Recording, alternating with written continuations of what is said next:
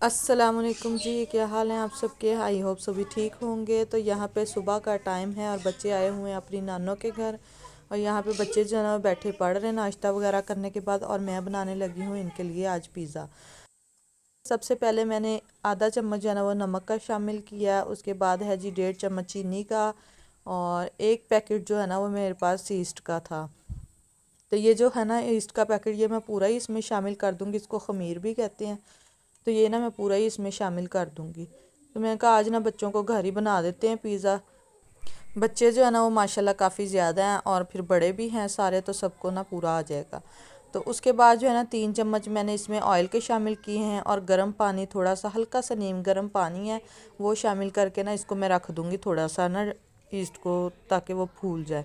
और यहाँ पे है जी मैदा। मैदा तकरीबन आधा किलो से ज़्यादा ही है। उसमें मैंने आधा चम्मच जो है ना वो बेकिंग सोडा जो है खाने का सोडा वो शामिल कर दिया है। ईस्ट, चीनी और नमक जो है ना वो पानी में डिज़ोल्व हो गया। शामिल करते हैं मैदे में।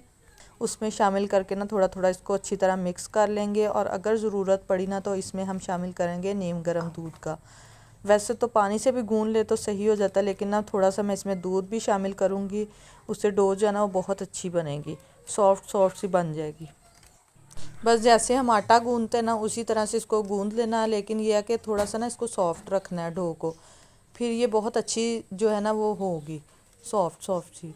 वरना वो ना सख्त बहुत हो जाती है, ज़्यादा हार्ड कर लेना आटे को, मैदे को, तो वो ज़्यादा हार्ड हो जाती है।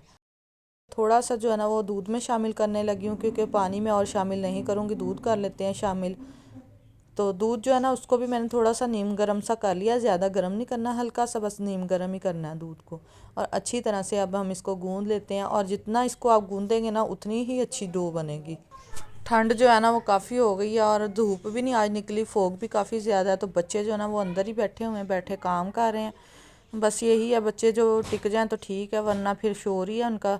और इकट्ठे हो जाएं तो लड़ाई है, कुछ ना कुछ थोड़ी थोड़ी देर के बाद खाने को इनको ना फिर चाहिए होता है।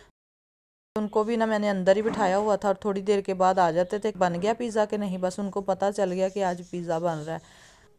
टाइम जो है ना वो डो को ही लगता है, बस डो के बनने तक ही। जो बाकी चीज़ें हैं वो हम काट लेते हैं, वेजिटेबल वगैरह और चिकन बना लेते हैं। लेकिन ये जो डो है ना इसको 1 घंटे के लिए हमने रेस्ट भी देना है, ताकि ये ना अच्छी तरह से राइज हो जाए।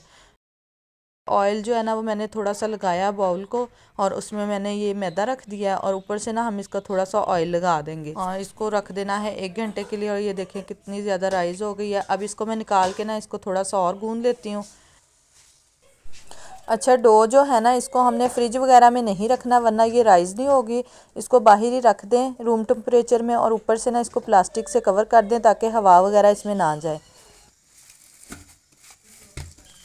थोड़ा सा मैंने और गूंद लिया था, हल्का सा ऑयल लगा के ना हाथों को चिपक रहा था। तो यहाँ पे मैंने ना पेड़े वगैरह करके अब इसको बेल रहे हैं। इसके जितने पोर्शन आपने बनाने ना बना लें डो के, जिस हिसाब से आपने बनाना है, जितना मोटा बनाना है या आपने पतला बनाना है, उसी हिसाब से ना रोटी की तरह इसको बेल लें। क्योंकि इसने ना थोड़ा सा फूलना भी होता है जब हम इसको बेक करते हैं।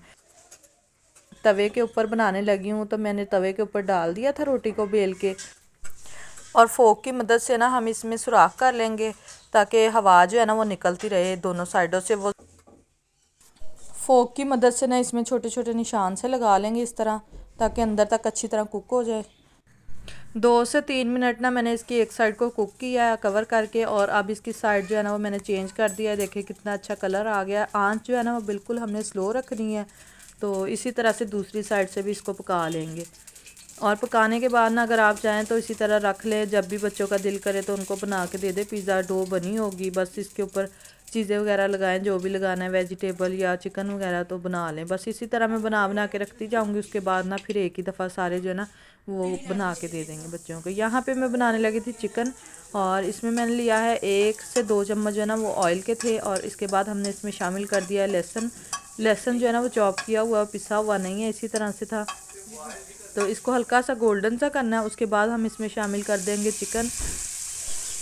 चिकन बोनलेस ले ले हैं, तो मेरे पास बोन्स वाला था, तो इसको ना एक उबाला मैंने दे लिया। और इसका चिकन जो है ना वो लैदा कर लिया और बोन्स लैदा कर लिया। उसके बाद यहाँ पे हम इसमें शामिल करेंगे कुटी हुई लाल मिर्च और नमक। अगर टिक्का मसाला है तो वो भी डाल दे, वो नहीं था इसलिए हमने सिर्फ कुटी हुई लाल मिर्च और नमक ही इसमें ऐड किया है।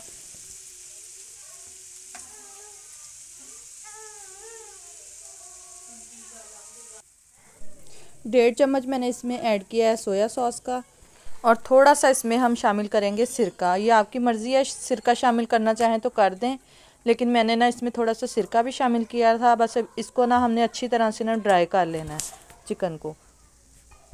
चिकन जो है ना वो बिल्कुल ड्राई हो गया। अब बारी है जी इसको असेंबल करने की। तो पिज़्ज़ा डो के ऊपर हम लगाएंगे जी केचप, चिली गार्लिक वाली केचप है मेरे पास, ये मैं लगा दूंगी।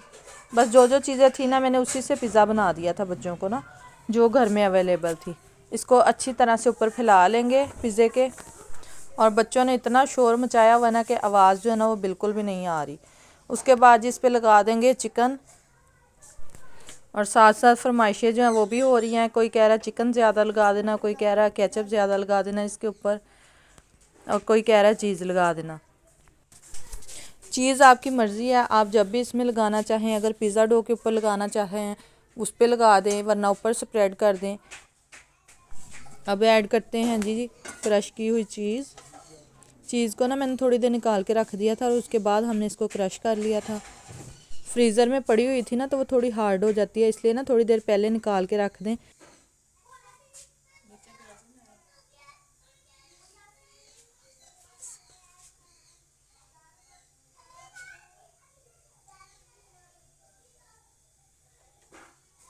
अब लगाएंगे जी इसके ऊपर प्याज स्लाइस में किया हुआ। उसके बाद है जी हमारे पास शिमला मिर्च है, टमाटर हैं, तो ये सारी चीज़ें जो है ना वो हम लगा देंगे इसके ऊपर। सबसे पहले मैं खाऊंगा।